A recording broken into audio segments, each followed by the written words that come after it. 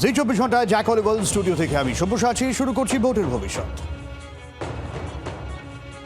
রাম মন্দিরের প্রতিষ্ঠা দিবসে নন্দীগ্রামে শুভেন্দু নিজের কেন্দ্রে সনাতনীদের নিয়ে মিছিলে হাঁটলেন বিরোধী দলনেতা। অভিষেকে সেবাশ্রয় শিবিরের পাশ দিয়ে যাবার পথে উচ্চস্বরে জয় শ্রীরাম স্লোগানও দিলেন, আর যার নিন্দায় সরব শাসক শিবির।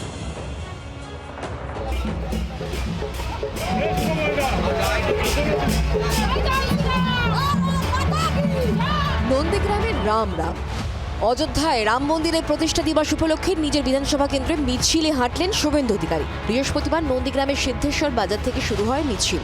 প্রায় 3 কিলোমিটার ঘুরে মিছিল শেষ হয় রেয়াপাড়া শিব মন্দিরে।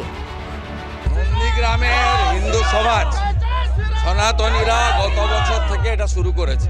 গত বছরও বর্ণাঢ্য শোভাযাত্রা হয়েছে 15,000 মানুষের, এবারে 25,000 হিন্দু সকাল থেকে রাস্তায় নেমেছে জয় শ্রীরামের ধ্বনি দিয়ে হিন্দু সমাজকে ঐক্যবদ্ধ করতে, মৌলবাদ এবং জিহাদিদের ধ্বংস করে। এই মুহূর্তে নন্দীগ্রামের খোদামবাড়ি এলাকায় চলছে অভিষেক বন্দ্যোপাধ্যায়ের সেবাশ্রয় শিবির। এদিন তার পাশ দিয়ে যাওয়ার পথে উচ্চস্বরে জয় শ্রীরাম স্লোগান দেন শুভেন্দু। গলার স্বর বাড়িয়ে স্লোগান দেন বিজেপির কর্মী সমর্থকেরাও।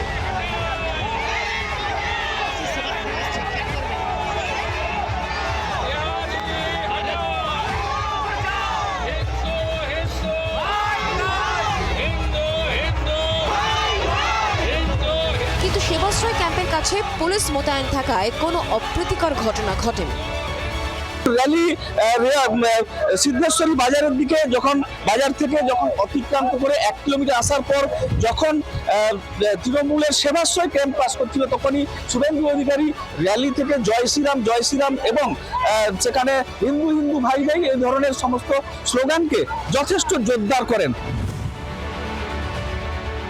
এই হিন্দু ধর্মের উচ্ছিষ্ট, যারা হিন্দু ধর্মের কোনো কাজে লাগে না, এই শুভেন্দুর মতন লোকরা, জ্ঞান নেই, গম্যি নেই, শিক্ষা নেই, দীক্ষা নেই, তারা শুধু ওই একটা স্লোগান শিখেছে জয় শ্রীরাম।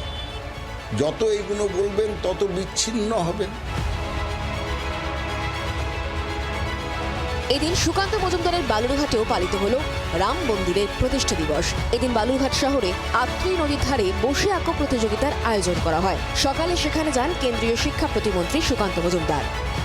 এবারও আমার তরফ থেকে বসে আঁকো প্রতিযোগিতা বালুরঘাট শহরে, এবং তাতে থিম হচ্ছে রাম বা রাম মন্দির।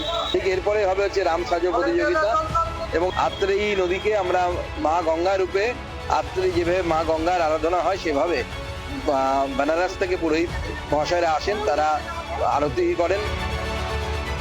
24 লোকসভা ভোটের আগে অযোধ্যায় রাম মন্দিরের উদ্বোধন করেন প্রধানমন্ত্রী নরেন্দ্র মোদী, কিন্তু ভোট মেশিনে তার বিশেষ প্রভাব পড়েনি। এমনকি যে লোকসভা কেন্দ্রের মধ্যে রাম মন্দির, সেই অযোধ্যাও হাতছাড়া করে বিজেপি।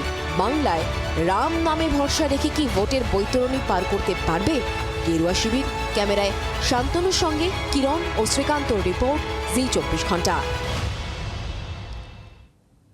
আমাদের সঙ্গে রয়েছেন রাজনৈতিক বিশ্লেষক সুমন ভট্টাচার্য। আমি সরাসরি সুমনবাবুর কাছে যাবো। সুমনবাবু, যে ইস্যুতে আমরা ঢুকে গেছি, এই মানে রাম রাজনীতি পাল্টা ধর্মের রাজনীতি, যেখানে তৃণমূল কংগ্রেসও মন্দির করছে, মহাকাল মন্দির, দুর্গা মন্দির, এই বিষয়টার কারণটা কি? কোথাও গিয়ে ধর্মের নামে ভোট হয় এবং তার একটা বড় ভোট ব্যাংক আছে, তার কাউন্টার করতে, নাকি যেটুকু ভোট রামের নামে হয়েছে তার কাউন্টার? আলাদা করে কাউন্টার করার কোনো প্রয়োজন নেই বা আলাদা করে ভোট বাড়ানোর কোনো প্রয়োজন নেই। দেখুন সব্যসাচী, আমি আপনাদের প্রতিবেদন দেখে যেটুকু বুঝলাম, বিজেপি তো হিন্দুত্বের রাজনীতি করবেই, কিন্তু সেখানে সুকান্ত মজুমদার এবং শুভেন্দু অধিকারীর রাজনীতির মধ্যে একটা তফাৎ আমার চোখে পড়ে। সুকান্ত বাবু রাম মন্দিরকে স্মরণে রেখে আর্ট ক্যাম্প করছেন, ড্রয়িং প্রতিযোগিতা করছেন, খুব ভালো। মানে হিন্দুত্বের রাজনীতি করতে গেলে তিনি করতেই পারেন। কিন্তু আপনি যদি শুভেন্দু অধিকারীকে ভাবেন, শুভেন্দু অধিকারী যদি অভিষেক বন্দ্যোপাধ্যায়ের সেবাশ্রয়ের পাশ দিয়ে মিছিল করে জয় শ্রীরাম স্লোগান না দিত, তাহলে কি সব্যসাচী আজকে আপনার চ্যানেলে বা অন্য সব চ্যানেলে সেবাশ্রয় আবার খবরে ফিরে আসতো? না শোনো, তাই বিষয়টা তো এভাবে দেখতে চাই যে hardcore, semi hardcore, softcore Hindutva, মানে হিন্দুত্বের অনেক ভাগ হয়ে যাচ্ছে। হিন্দুত্বের অনেক ভাগ হয়ে যাচ্ছে, সেখানে অনেক সময় এই কড়া হিন্দুত্ব দেখাতে গিয়ে শুভেন্দু অধিকারী না অন্য অনেক তার যে রাজনৈতিক প্রতিপক্ষ অভিষেককে আরো মাইলেজ দিয়ে দিচ্ছেন বা যাকে বলে আরো ফুটেজ দিয়ে দিচ্ছেন কিনা, সেটা শুভেন্দু অধিকারীকে ভাবতে হবে। দেখুন, মানে আমি আবার বলছি যে বিজেপি মানে which claims to be a Hindu nationalist party, তারা হিন্দুত্ব নিয়ে রাজনীতি করবে, সেটা স্বাভাবিক। সেই হিন্দুত্বের রাজনীতি তাকে ডিভিডেন্ড দিচ্ছে কি দিচ্ছে না সেটা আলাদা প্রতর্ক। আপনাদের প্রতিবেদনে যেটা আছে, ইভেন অযোধ্যা সিট 2024-এ বিজেপি হেরে গিয়েছিল, কিন্তু হিন্দুত্বের রাজনীতি পশ্চিমবঙ্গে দুজন প্র্যাকটিস করছেন। আমি ধরলাম সুকান্ত মজুমদার, আপনার প্রতিবেদনে যাকে দেখলাম, যিনি প্রাক্তন রাজ্য সভাপতি এবং বর্তমান কেন্দ্রীয় মন্ত্রী, তিনি একভাবে করছেন। শুভেন্দু অধিকারী যে কনফ্রন্টেশনাল হিন্দু ন্যাশনালিস্ট পলিটিক্স করতে চাইছেন, তাতে তার বিরোধী পক্ষ মাইলেজ পেয়ে যাচ্ছে না। তো আমার এই প্রশ্নটা কিন্তু মানে আমি শুনবো এই জায়গা থেকে আমি জানতে চাইছিলাম, এই যে হিন্দুত্বের রাজনীতি এবং তার একটা ভোট ব্যাংক কি আলাদা করে বাংলায় শক্তপোক্তভাবে তৈরি হয়েছে, যেটা কাউন্টার করার জন্যই কি তৃণমূলের সফট করে হিন্দুত্ব? দেখুন, বিজেপি তো হিন্দু ন্যাশনালিস্ট পলিটিক্সই করছে, কিন্তু আমার খুব সন্দেহ আছে যে এই পলিটিক্সটা কতটা, মানে বিজেপির যে ভোট ব্যাংকটা সেটা কতটা আসলে হিন্দুত্বের ভোট ব্যাংক। কেন আমি বলছি, 2016 অব্দি পশ্চিমবঙ্গে তৃণমূলের প্রধান প্রতিপক্ষ ছিল সিপিএম এবং তার সঙ্গে সহযোগী হিসেবে কংগ্রেস ইলেকশন লড়েছিল। 2016 থেকে 19-এ আস্তে আস্তে একটা অদ্ভুত ঘটনা ঘটে, যেটা ভারতবর্ষের অন্য কোনো রাজ্যে, ভারতবর্ষের রাজনৈতিক ইতিহাসে কোনোদিন ঘটেনি। বামেদের থেকে 1.5 কোটি ভোট রামে চলে যায়, খুব ভালো গেল। কিন্তু এই ভোটটা কি শুধুমাত্র রাম ভক্ত হওয়ার জন্য হয়েছে? না, এই ভোটটা বেসিক্যালি মমতা বিরোধিতার ভোট। যে যারা মমতা বিরোধী বা যারা তৃণমূল বিরোধী, তারা মনে করে নিলেন যে আমাদের আর সিপিএম এর সঙ্গে থেকে লাভ নেই, সিপিএম একটা দুর্বল দল, আমরা এমন একটা দলের কাছে চলে যাই যারা কেন্দ্রে ক্ষমতায় রয়েছে। ফলে আই হ্যাভ ডিপ ডাউটস যে শুভেন্দু অধিকারী মানে দেখুন, পশ্চিমবঙ্গে তো সমস্যা আছে যে পশ্চিমবঙ্গ ঠিক মানে উত্তর বা মধ্য ভারতের রাজনীতি নয়। এখানে আপনি হিন্দুত্বের রাজনীতি যদি চাপিয়ে দিতে চাইবেন, তাতে হিন্দুদের মধ্যে থেকে একটা রেজিস্ট্যান্স তৈরি হয়ে যেতে পারে। একদমই। এই জায়গায় দাঁড়িয়ে যেরকম আমরা পাল্টা হুমায়ুনকে দেখেছি, এবং সেই জায়গায় নওশাদ সিদ্দিকী রয়েছেন, যেখানে তিনি আলাদা করে একটা জোট বার্তা দিচ্ছেন। এবং এই জোট বার্তা আগে আমরা দেখেছি যে জোট বার্তায় কংগ্রেসের কিছুটা অস্বস্তি ছিল আইএসএফ এর সঙ্গে জোট নিয়ে, যেখানে মোহাম্মদ সেলিম একটা গুরুতর ভূমিকা পালন করেছিলেন। ঠিক এই জায়গায় দাঁড়িয়ে এইবার আবারও কিন্তু কংগ্রেসের একটা অস্বস্তি লক্ষ্য করা যাচ্ছে এই জোটে বা নিমরাজি, যেখানে এই জোট বার্তা এখনো পর্যন্ত ধোঁয়াশা বজায় রেখেছে শুভঙ্কর সরকার, এবং দল ঠিক করবে তারা একলা লড়াই। আবারও কংগ্রেস একা লড়বে কি না তা নিয়ে একটা চর্চা শুরু হয়েছে, এবং প্রদেশ কংগ্রেসের সভাপতির মন্তব্যে সেই জল্পনা তৈরি হয়েছে। ফলে সেখানে আবারও প্রশ্ন উঠছে যে কংগ্রেসের সঙ্গে আইএসএফ এর জোটটা কি তাহলে বিষবাও জলে চলে গেল? সেক্ষেত্রে বামেদের সঙ্গে জোট কি হবে, এ প্রশ্ন ওঠে। তৃণমূলকে ক্ষমতা থেকে নামিয়ে দিয়ে আমাদের কিন্তু লক্ষ্য নয়। স্পষ্ট ভাষায়, দ্বার্থহীন ভাষায় আমরা বলতে চাই, বিজেপির সাথে সাথে তৃণমূলকেও অপ্রাসঙ্গিক করে তোলা পশ্চিমবাংলায় আমাদের কর্তব্য বা দায়িত্বের মধ্যে আমরা তুলে নিয়েছি। সেই জন্য লেফট ফ্রন্ট কংগ্রেস আরো যে সমস্ত সেকুলার ফোর্সেস গুলো আছে তাদের সাথে কথা বলছি, কথা বলে আমরা ঐক্যবদ্ধ হয়ে বিজেপি এবং তৃণমূলের বিরুদ্ধে লড়াই করার প্রস্তুতি নিচ্ছি। সংবিধান যে কোনো মানুষকে অধিকার দেয় তার মত প্রকাশের। অতএব যে কেউ রাজনৈতিক দলের নেতা কিংবা যে কোনো মানুষ, তিনি যদি আনপার্লামেন্টারি কথা না বলেন, যে কোনো মত তিনি প্রকাশ করতে পারেন। এটা আমাদের দলীয় আভ্যন্তরীণ বিষয়, দলীয় সিদ্ধান্তের উপরে তা নির্ধারিত হবে। একলা লড়াই, কংগ্রেস এককভাবে তার সিদ্ধান্তে অটল আছে। শুনবো, আমরা জাতীয় ক্ষেত্রে দেখেছি এই জোট সিদ্ধান্তহীনতা ইন্ডিয়া জোটের ভোটে প্রভাব ফেলছে। ঠিক একই কারণে এ রাজ্যেও এই যে একটা তৃতীয় শক্তি, এই জোট নিয়ে প্রত্যেকবারের সিদ্ধান্তহীনতায় কি ভোটে প্রভাব ফেলে এদের? না, শুভরাজি, আমি এক্ষেত্রে আমার ব্যক্তিগত রাজনৈতিক মতামত অনুযায়ী শুভঙ্কর সরকারের মতামতকে সাপোর্ট করব। শুভঙ্কর দা দলের মধ্যে দীর্ঘদিন ধরে এটা বলে আসছেন যে একা লড়াই করতে হবে। তার একটা কারণ আছে। সে কারণটা বুঝতে হবে যে আমাদের দেশে যে সংখ্যালঘু ভোট গোটা দেশে, তার মধ্যে মুসলমান আছেন, খ্রিস্টান আছেন, শিখ আছে, তার একটা মানে লক স্টক অ্যান্ড ব্যারেল কংগ্রেসের দিকে ঝুঁকে পড়ার সম্ভাবনা দেখা দিচ্ছে, গোটা দেশেই দেখা দিচ্ছে। তো শুভঙ্কর সরকার যখন জানেন যে মুর্শিদাবাদ, মালদা যে দুটো মানে সবচেয়ে বেশি সংখ্যালঘু প্রধান জেলা এবং যেখানে তৃণমূলের মধ্যে যথেষ্ট সংকট আছে, সেখানে তিনি কেন আইএসএফ কে জমি ছাড়বেন? তিনি তো ভাববেন যে আমি একা লড়বো এবং আমি একা লড়ে সংখ্যালঘু ভোট ব্যাংকের একা উত্তরাধিকারী হব। He has a valid point. Valid point এই কারণে, আবারও আমি বলছি, যে গোটা দেশেই সংখ্যালঘুদের একটা কংগ্রেসের দিকে যাওয়ার সম্ভাবনা তৈরি হয়েছে, বিশেষ করে সিএ আন্দোলনের সময় থেকে। এবং তারপর ধারাবাহিকভাবে যেভাবে কংগ্রেস মানে রাহুল গান্ধী যে রাজনীতিটা করছেন, সেটাকে আমরা সমর্থন করতে পারি, সেটাকে আমরা বিপক্ষে বলতে পারি, কিন্তু তাতে আপনি যদি দেখেন, আপনি যদি গোটা দেশের একটা পলিটিক্যাল ম্যাপিং দেখেন, তাহলে দেখবেন যেসব এলাকায় সংখ্যালঘু, এগেরাই রিপিট, মুসলিম, খ্রিস্টান, বৌদ্ধ, শিখরা আছেন, তারা কংগ্রেসের দিকে ঢলছে। ফলে তিনি সেটা কেন নওশাদ সিদ্দিকীর সঙ্গে শেয়ার করতে চাইবেন? একদমই। শুনুন, সঙ্গে থাকুন, আমরা পরের ইস্যুতে যাই, যেখানে ফরাক্কা কাণ্ড আপনারা জানেন, বিডিও অফিসে ভাঙচুর, তুল কালাম কাণ্ড, তা নিয়ে গ্রেফতারি এবং জামিন। এই অবস্থায় দাঁড়িয়ে ওই বিধায়ক, যে বিধায়ক মনিরুল ইসলাম, তার নেতৃত্বে বিডিও অফিসে চলে তাণ্ডব, ভাঙচুর, তার বিরুদ্ধে কি ব্যবস্থা হয়েছে তা নিয়ে এখনো প্রশ্ন রয়েছে। কিন্তু এই মনিরুল কি হুঁশিয়ারি দিয়েছিলেন কমিশনকে, নির্বাচন কমিশনকে, সেটা একবার মনে করাই আপনাদের।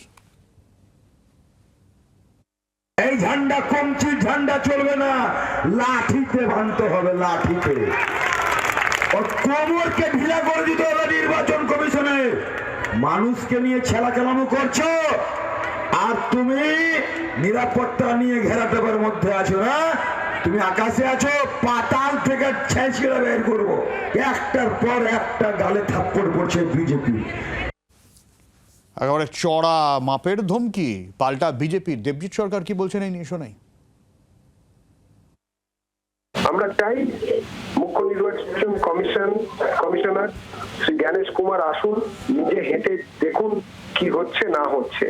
এভাবে শুধু বিবৃতি, নির্দেশ এতে আটকে থাকলে হবে না। এই রাজ্যে কোনো সংবিধান নেই, সংবিধান কোনো স্বীকৃতি যুক্ত সংগঠনকে এখানে কাজ করতে দেওয়া হয় না। এটা একদম পুরো মহা জঙ্গল রাজ চলছে। এই জিনিস পাল্টাতে হবে, বিজেপি সরকার চাই, কিন্তু সেটা তো পরে, আগে তো এই জিনিসটা করতে হবে। ধন্যবাদ। মুর্শিদাবাদের জেলা নির্বাচনী আধিকারিককে মনিরুল ইসলামের বিরুদ্ধে এফআইআর করার নির্দেশ দিয়েছেন নির্বাচন কমিশন।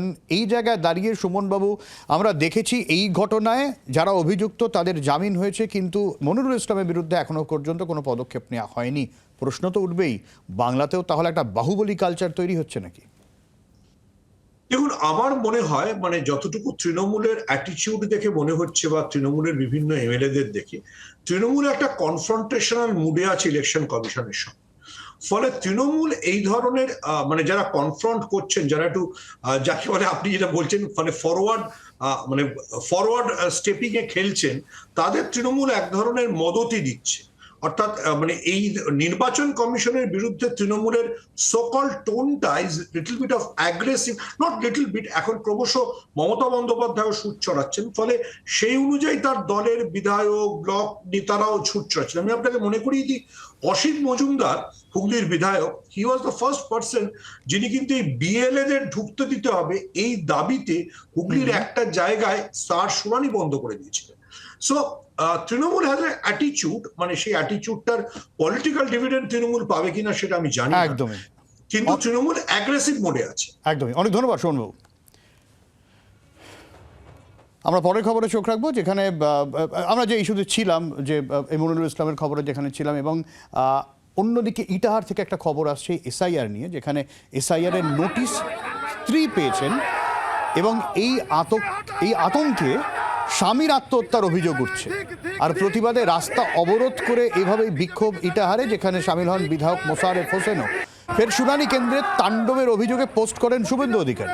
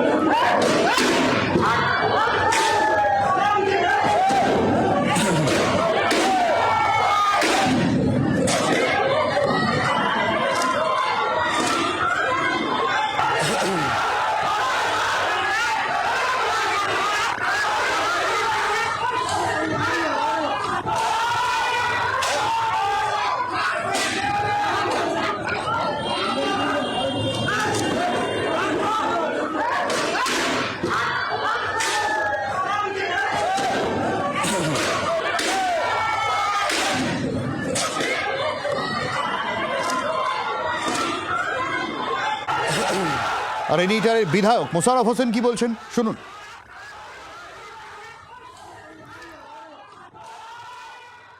এই বিজেপি পার্টি নির্বাচন কমিশন দানব, ভয়ঙ্কর দানব। এরা, আমি আগেই বলেছিলাম, এদের লাশ দরকার। কত লাশে সন্তুষ্ট হবে বিজেপি? এদের দোসর কংগ্রেস আর এই নির্বাচন কমিশন, যে মানুষকে হয়রানি, নির্যাতন, বারংবার হয়রানি করে ডেকে আজকে একটা নিরীহ লোকের প্রাণ চলে গেল। তার ছেলে মেয়ে পরিবার কান্না তাকানো যাচ্ছে না। এর দায় বিজেপিকে নিতে হবে, তাদের দোসর কংগ্রেসকে নিতে হবে। এই বিজেপি কংগ্রেস বলেছিল এসআইআর হলে নাকি কিছু হবে না, এদের দায় নিতে হবে। কিন্তু কি এমন ঘটনা ঘটলো যাতে এভাবে ভাঙচুরের পরিস্থিতি তৈরি হলো সেটা জানার চেষ্টা করি। ভবানন্দ আমাদের প্রতিনিধি রয়েছেন আমাদের সঙ্গে। ভবানন্দ, দেখো সুব্রতজি, একজন গ্রামীণ মহিলা, তিনি একটা এসআইআর এর শুনানি নোটিশ পান। তার নামের কিছু গরমিল ছিল, সেই কারণে পান। তার বাপের বাড়ি দক্ষিণ দিনাজপুর জেলার হরিরামপুর থানার এলাকায়, যার ফলে তিনি যে কাগজপত্র এনেছিলেন বা জোগাড় করছিলেন সেটা করে উঠতে পারেননি। আজকে তার শুনানির দিন ছিল। তার স্বামী, যিনি মারা গেছেন, চান্দু সরকার, তার স্বামী, তিনি কিন্তু কয়েকদিন থেকে এই বিষয়টা নিয়ে ভীষণ দুশ্চিন্তায় ছিলেন। বিভিন্ন আত্মীয় স্বজনের সঙ্গে আলোচনা করেছেন, যদিও প্রত্যেকেই তাকে বলেছিল ঘাবড়ানোর কোনো ব্যাপার নেই, এমন কোনো ঘটনা ঘটতে পারে না, টেনশন করবি না, অনেক কিছু বলেছিলেন। কিন্তু আজকে সকালে তিনি বাড়ির থেকে সামান্য কিছু দূরে একটি পুকুর পাড়ে একটি গাছে গলায় রশি দিয়ে আত্মহত্যা করেন। মানুষজন খেপে যায়। মানুষজনের বক্তব্য একদম এসআইআর এর নোটিশের কারণে এই সমস্যা হয়েছে, এবং যার ফলেই তারা কিন্তু হঠাৎ করে একটা, যখন হাসপাতালে তাকে নিয়ে যাওয়া চিকিৎসকরা মৃত বলে ঘোষণা করে, ওই চিকিৎসক কেন্দ্র থেকে শুনানি কেন্দ্র খুব একটা দূরে নয়, শুনানি কেন্দ্রে কিন্তু তখন উত্তেজিত জনতা কিছুক্ষণ ভাঙচুর চালায় বলে একটা অভিযোগ উঠছে, যেমনটা বিরোধী দলনেতা ইতিমধ্যেই পোস্ট করেছেন তার একটি ভিডিও। এবং তার পরবর্তীতে কিন্তু ঘটনাস্থলে পুলিশ যায়, পরিস্থিতি নিয়ন্ত্রণে আনে। পরবর্তীতে সেখানে শুনানির কাজও শুরু হয়, শান্তিপূর্ণভাবে শুনানি শেষ অবধি হয়েছে বলে আমরা জানতে পেরেছি। কিন্তু বিধায়ক মোশাররফ হোসেন মৃতদেহ যখন হাসপাতাল থেকে নিয়ে তিনি ইটাহার চৌরাস্তার মোড়ে এসে বিক্ষোভ দেখান, এবং তার দাবি যে নির্বাচন কমিশন এবং বিজেপি এদের দুজনের দাপটের জন্য এই মৃত্যুর কারণ ঘটেছে। তবে সম্প্রতি একটা গুরুত্বপূর্ণ তথ্য শেষ অবধি উঠে এসছে, এই পরিবার কিন্তু মনে করছে নিছক রাজনীতির জন্য, এসআইআর নিয়ে দাপাদাপি করার জন্য, মানুষকে ভীত করে দেওয়ার জন্য কিন্তু এই ভদ্রলোক আত্মহত্যা করেছে বলে কিন্তু পরিবার দাবি করেছে। সম্প্রতি একদমই, অনেক ধন্যবাদ ভবানন্দ। অর্থাৎ পরিবারের তরফ থেকে এরকম একটা দাবি উঠছে যে এসআইআর আতঙ্কি আত্মহত্যা, এবং এই জায়গা থেকেই বিধায়ক রাস্তায় নামেন এবং তারপরে এই সব তাণ্ডবের ছবি। বাংলার আওয়াজ, বাঙালির আবেগ, জি 24 ঘন্টা।